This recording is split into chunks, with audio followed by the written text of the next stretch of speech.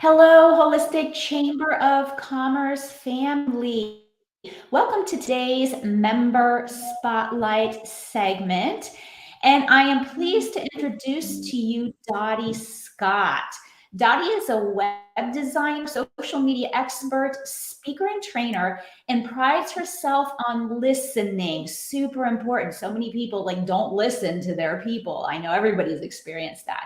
She creates customized websites rather than cookie cutter or generic websites, goes the extra mile, and always has your back. She loves to teach small business owners how to get from where they are to where they want to be. Hello and welcome, Dottie. I'm so glad to be here today, Laura. Let's start. The title of this is Repurposing Content Made Easy. Let's start with, what does that even mean? What is repurposing content?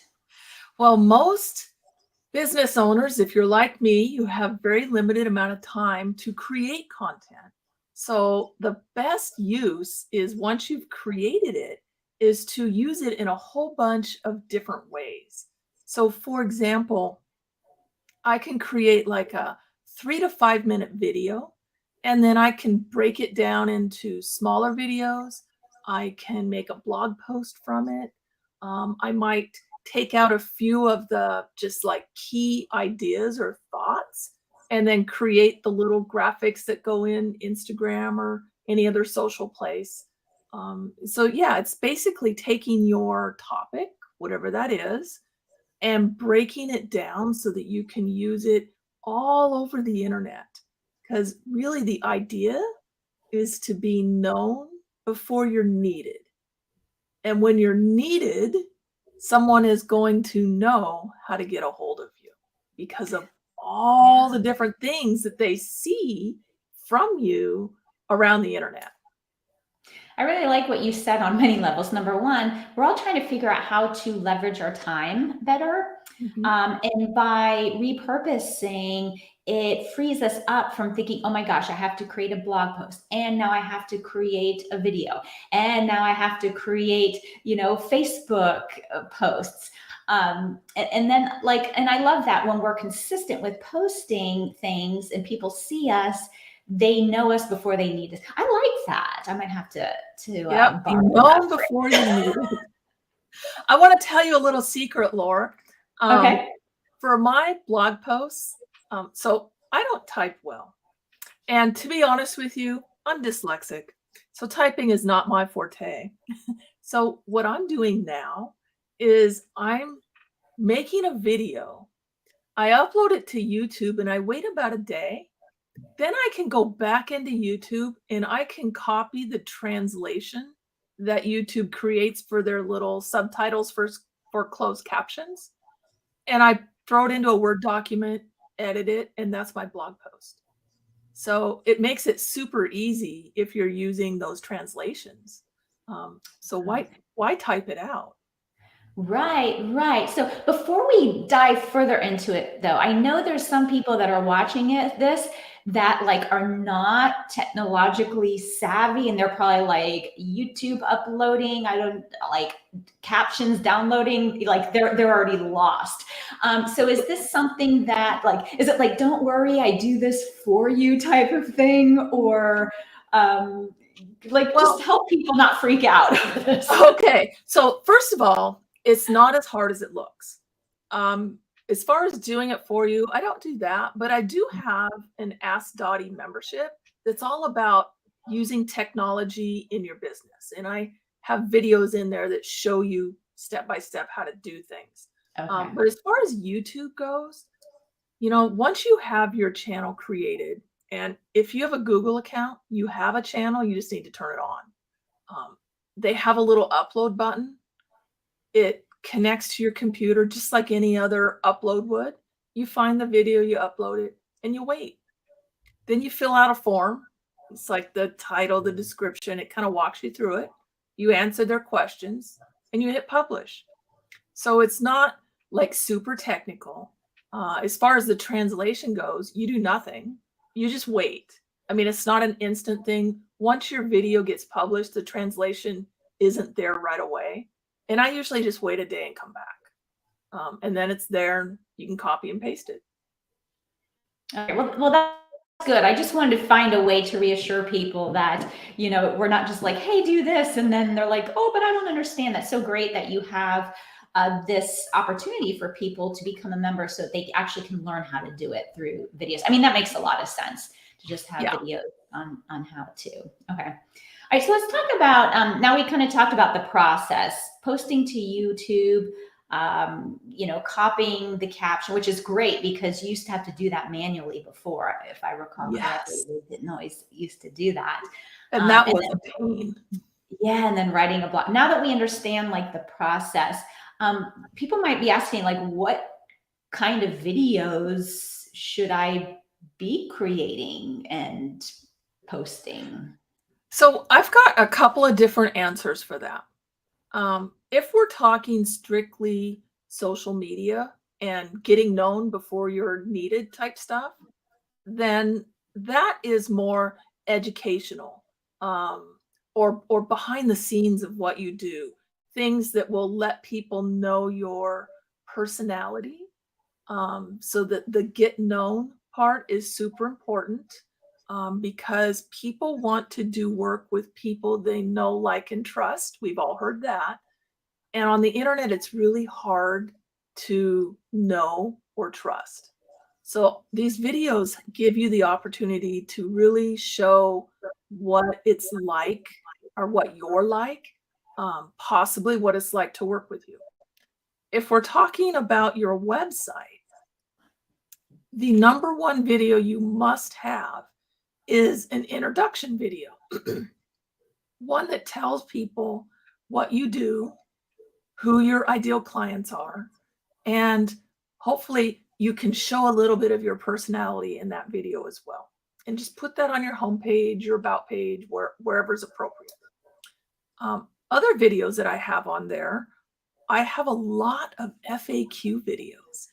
So if there's people asking, or clients asking you certain questions in your business, do a video around that. You can put it on your website. You can put it on YouTube. You can put it out through social media. You can put it everywhere. But that makes it actually a lot easier for you moving forward, because when somebody else asks that question, you can send them a link to that video or a link to the page where it's at on your website. That way it takes a lot of that repetitive work off of you, and people can get their answers at the same time. So let me ask you, on your website, you have your videos. Do you also like add the transcription in case people really aren't into watching videos? Like if you'd rather, read a transcription, click here. Do you recommend stuff like that? Or do you find that video is really the best way to connect with people? Well, they're both super important. One of the reasons I do the transcriptions is because some people would rather read, like they're watching with their sound down. But also it's for accessibility and hearing impaired people. So I find that super, super important, in all aspects. If it's a video that's under 10 minutes, which almost all of my videos, in fact, I think all of my videos on my website are under that. I use a program called Subtitle, and it will upload the video. It'll create all the captions for you. It puts it on there. You have to do a little editing, like they always spell my name wrong, that type of thing. But it's super easy to use. And then I just download and use that video that has the captions right on it. Nice. It's called Subtitle. Subtitle with a Z. Oh, Subtitle. I'm actually putting that in the chat because I think some people will be like, oh, wait, what is the name of that program to create captions? That's great. It's the easiest one that I have found. Mm-hmm. And that's because you're talking about how YouTube does it. This is like if you just are doing like a welcome who I am video, you don't have to post that on YouTube. You can run it through Subtitle. Is that what you're saying? Well, Subtitle will give you the captions. It'll put it on your video for you, and then you can download that video and it's all one piece. Oh, gotcha. Okay. Yeah, so YouTube has two options. The translation that they create is for closed captions. And a lot of people don't have closed captions turned on. And so Mhm. those aren't going to show unless they do. So a Gotcha. lot of times I will actually turn that off on my videos and put the captions through subtitle. That way they're there for everybody. And those are the videos I put on my website. Oh yeah, that makes a lot of sense. And so we talked about the benefits like video marketing brings to the business. Is there anything that you want to maybe dive a little deeper into? Because you did talk about, you know, people need to know you're there before they need you. Anything else you want to You throw know, in there? yes, when I started this video adventure it's probably about 12-ish years ago now. And I made a commitment at that time to do one video a week. And I actually did that for 2 years. One video a week for 2 years. The only way I was able to do that was by batching. So I would schedule a Friday every couple of months, and I would create 15 or so videos on that Friday and get them all ready and then put them out once a week. What that did for me, back then, I put them on YouTube and I was sending them out to my email list as a newsletter once a week. And I don't even think Facebook was taking video at the time. So that's how long ago it was. But here's what happened. So I'm, believe it or not, somewhat of an introvert. And when I go to large chamber events or, you know, just big networking events here locally, I had a hard time breaking into and starting conversations when I would arrive, you know, when there's like 100 people there. So after I started this strategy, people started coming up to me when I went to these different events, and they would start conversations based on the video that they had just seen. And it was kind of strange because they would talk to me as if they knew me. And I mean, I probably met them once somewhere at a big event, and they got on my list, and I've been emailing them once a week. And they're becoming used to seeing me, hearing me, all of that, the knowledge that I had. And it was amazing how easy that made networking, which prior to that for me was very difficult. And they would also come up and they'd say things like, Dotty, I see you everywhere. And I'm thinking, not really. I'm sitting in my office all by myself, but they're seeing me on like Twitter, on Facebook, possibly on YouTube. They're getting my emails, you know, because as this 2 years evolved, a lot of the platforms started accepting video. So I started putting these out, at any platform I was using that did. So it really does help with the perception, one, that you're an expert in whatever the topic is that you're talking on. And two, that people, that they seem like they know you, even though you may not know them. But it's more important that they feel like they know you. So when they're ready, if they need your services, or if they're one of their colleagues or friends or family or whoever they would refer to, when it's time for them to refer you, they're going to be super confident in giving that referral, as opposed to, oh, here's a web designer. I don't really know her. I haven't used her, but, I see her around. That's not a good referral. If someone really feels like they know you, they know what you're like, and they'll say something that makes the sale to whoever they're referring to super easy. Mm. I feel like technology has really come a long way and helps us show up everywhere, even though we're not. I mean, if you think about this broadcast here, we use StreamYard. And so we're broadcasting to all of our different social media channels, YouTube, Twitter. But even if you aren't like active on a particular social media channel, you can still have a presence. You can. Yeah. Yep. You can fill out profiles. You can have a presence. I did an experiment this summer with TikTok. It's the first time I'd ever moved into that because, I was like, I'm not going to go up there and sing or dance or whatever. That's not going to promote my business, which is what they were all about. Well, they're changing. So now they're realizing that to support the platform, they need advertisement dollars, just like Facebook and all of that. So now they're leaning towards educational videos and business owners, and they're getting away from all of the silly little dancing and all of that stuff. Mm-hmm. So now it's a great platform for business owners that want to educate their potential clients before they become clients. It's an awesome platform. Before it wasn't. Right.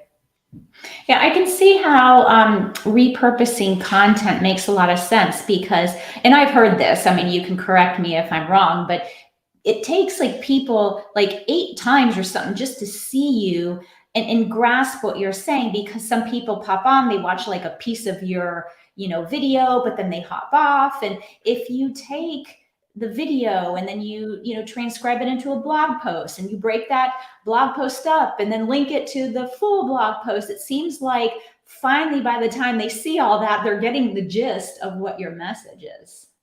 That's true. And the being seen 7 to 8 times before they feel comfortable, that number has increased greatly. It's more like 20 to 25 times now.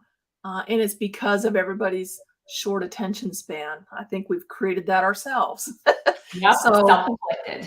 Yeah, so it really becomes more important, and you don't know where that person, like what platform they're using or where they're going to see you at. So the more broad you can be, even if you're not like super engaged on it. So for example, I put all my stuff up on Twitter. I'm not really super engaged in that platform. I use tools to post to Twitter. I rarely ever actually go there and use their tools and engagement, but people can still find me there. So you can use platforms via all these different tools that you may not really be technically using very well, but people might still find you there. And it's the same content that I put everywhere else. Yeah. Yeah, that makes so much sense. So I want to transition here with the last about 5 minutes of our time. I want to transition into how you help people. What does it look like? Like if someone's like, oh, I want to learn how to do this. I, really need help with, my website, with my social media, with content. Like, what are the different ways you can work with people, or that you do work with people? So what I like to say, I empower business owners to embrace technology to grow their business. That's what I do. If that's a website, then that's what they need. But through my Ask Dotty, which is an educational platform, there's all kinds of things on there. And it's mostly video based. So you watch, like, let's just say you wanted to put up your Google business profile. I have a course on there that covers from beginning to end, step by step, everything you need to do. And it goes through all of the strategies that you can use to make that a really, really good platform for you. And that's just one example. If you want to blog, I have a course on there from beginning to end, step by step. This is how you blog. If you want it to be effective, you'll do it in this manner. So I really like teaching people how to do basic things themselves for 2 reasons. One, if they have the time and they can do it themselves, then great. They're so much further ahead than not doing anything. But the other thing is, I know business owners are really busy, and I know that you don't always have the time to put up a blog post or to create the video or whatever it is. So a lot of us hire that out. We may hire a virtual assistant or a specific, for somebody for a specific task. And in my industry, it'd be like hiring out your search engine optimization. So you pay a company to do this, and then they say it's done, and you're like, well, how do I know that it's done? So I want to give business owners enough knowledge that if they choose to hire something out, they can then look at it and go, yes, this was done. It was done in the right way. Or they can say, you didn't actually do what I asked you to do. Do it right this time. You know what I mean? So it's a two-edged sword, but I really feel like business owners need to have enough knowledge to know when something is done correctly, or if you're just paying somebody to sit around and do nothing and you don't even know it. Yeah, I totally agree with you. One of my own business mentors was like, before you outsource anything, do it yourself so that you understand what the process is and what it looks like and how to know that it's done correctly. So I completely, and there's some things that I'm not going to do myself, like my own taxes, because I know I don't have the expertise on that. But in general, when it comes to like our websites and things that you're talking about, I totally agree that knowledge is empowering. It really is. Yeah. Yep. And to know how to hire the right person to do it, it gives you that confidence. And if you know what you're doing, you also know what questions to ask to make sure that they know what they're doing. Yes. So your Ask Dotty, it's a membership platform. Is that what it is? And it is. Okay. Yep. It's a monthly membership. It's $39 a month. You get access to all of the information on there. Plus once a month, I do a master class and the recordings go in there. So if you were to join today, you would get all of the master class recordings for the past 2 years that it's been up. Great. I'm going to put your website here in the comments. You also have a download for people to get, just to kind of get a sample of your voice. Yes. If they go to AskDotty.com, there's a form on the front page and they can fill it out, and it's to get a PDF, and it's just simple hacks you can do yourself to get more traffic to your website. Fantastic. And I promise they're not super technical. Thanks for reassuring all the non-tech people, the ones that are have a little technophobia going on. About, oh my gosh, I have to do this myself. No, but it's great. Thank you so much. Is there anything that you want to leave our viewers with before you hop off? Like any last minute words of wisdom? I just want everybody to know that you can do this. I am here for you. If you have questions, give me a call, shoot me an email, connect with me. I've been a member of the chamber now for 5 years. I totally believe in everything that you guys do. I think you're an awesome organization.